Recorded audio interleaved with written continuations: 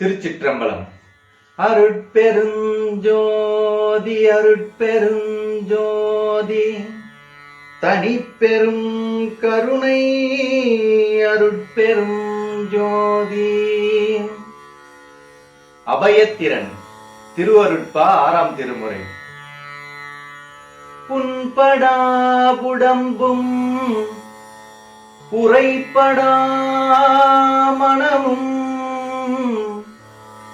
பொய்படா ஒழுக்கமும் பொருந்தீம் கண்படாது இரவும் பகலும் நிந்தனையே கருத்தில் வைத்து ஏத்துதற்கு இசைந்தேன்.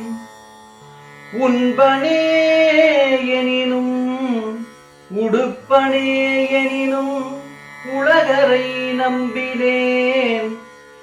எனது நண்பனே நலம் சார் பண்பனே உனையே நம்பினேன். கைவிடேல் எனையே கைவிடேல் எனையே.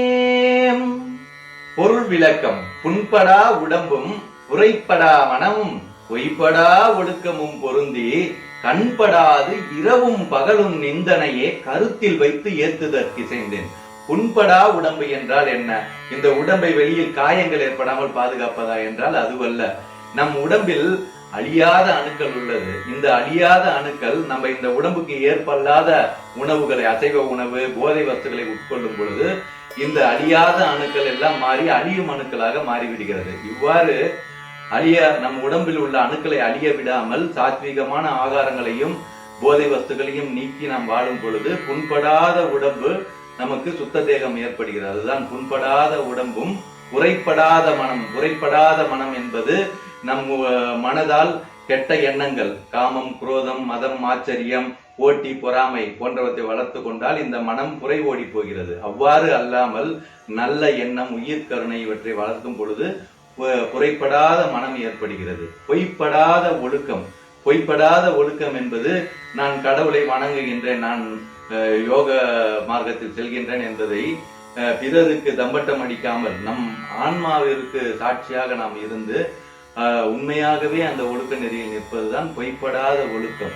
இந்த புண்படாத உடம்பும் புரைப்படாத மனமும் பொய்ப்படாத ஒழுக்கமும் பொருந்தி கண்படாது, அதாவது கண்படாதுன்னா பிறருக்கு அறியாமல், பிறர் அறியாமல் பிறருக்கு நாம் பிரகடனப்படுத்தி கொள்ளாமல், அதுதான் கண்படாது இரவும் பகலும் எல்லா சதா சர்வகாலமும் நிந்தன்னையே கருத்தில் வைத்து என் எண்ணத்தில் வைத்து ஏத்துதற்கு இசைந்தேன்.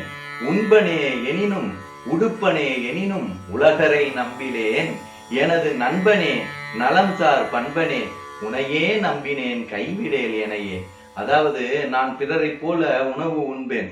அதாவது சைவ அந்த வசிக்காக உணவு உண்பது, அது சாத்விகமான ஆகாரத்தை தான் நாம் உட்கொள்ள வேண்டும். உண்பனே எனினும் உடுப்பனே எனினும் பிறரை போல் நானும் ஆடை அணிகின்றேன் என்றாலும் உலகரை, இந்த உலக மாயையில் உழன்று கொண்டிருப்பவர்களை நான் நம்பினேன்.